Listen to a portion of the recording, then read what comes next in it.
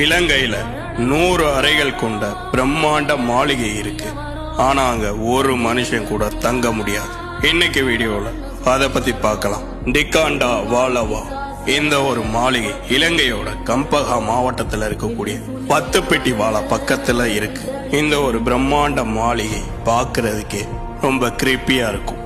கிட்டத்தட்ட 100 அறைகள் இருக்கும். ஒரு சில அறைகள்ல ஜன்னலே இருக்காது. ஒரு அறைக்குள்ள போனா இன்னொன்னு லேப்ரின்த் மாதிரி ஒரே குழப்பமா இருக்கும்.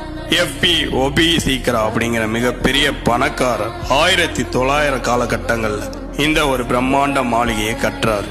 கிட்டத்தட்ட அவ்வளோ செலவு பண்ணி கட்டின அந்த மாளிகைய எதுக்காக அந்த குடும்பம் விட்டுட்டு போனாங்க அப்படிங்கிறது தான் அங்க இருக்கக்கூடிய மிகப்பெரிய மர்மம். ஒரு நாள் ராத்திரி அந்த ஒரு மாளிகையில தங்கியிருந்த ஒரு பிரிட்டிஷ் அதிகாரி ஒரு கொடூரமான உருவம் ஜன்னல் வழியா அவர் வெறிச்சு பாக்குறத நோட் பண்றாரு.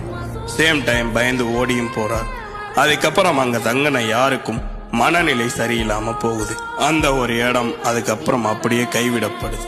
இப்போ அந்த மாளிகையில நடக்கக்கூடிய சம்பவங்கள் ரொம்பவே கொடூரமானது. ஆள் நடமாட்டமே இல்லாத அந்த ஒரு மாளிகைக்கு இப்ப நம்ம போனாலும் எங்க இருந்து வந்து உழுகுதுன்னே தெரியாத அளவுக்கு கற்கள் நம்ம மேல வந்து விழுகும். இந்த ஒரு மாளிகைய உள்ளூர் மக்கள் பேய் மாளிகை அப்படின்னு தான் சொல்லுவாங்க. ஏன்னா இங்க நிறைய கொடூரமான உருவங்கள் நடமாடுறத நிறைய பேர் பார்த்திருக்காங்க. ஆள் நடமாட்டமே இல்லாத இந்த ஒரு மாளிகையோட கதவுகள் தானாவே திறக்குமா, தானாவே மூடுமா?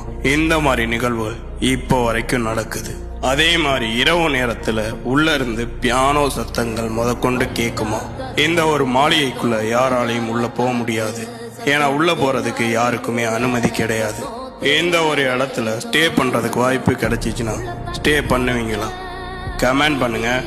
மறக்காம நம்மளை ஃபாலோ பண்ணிக்கோங்க.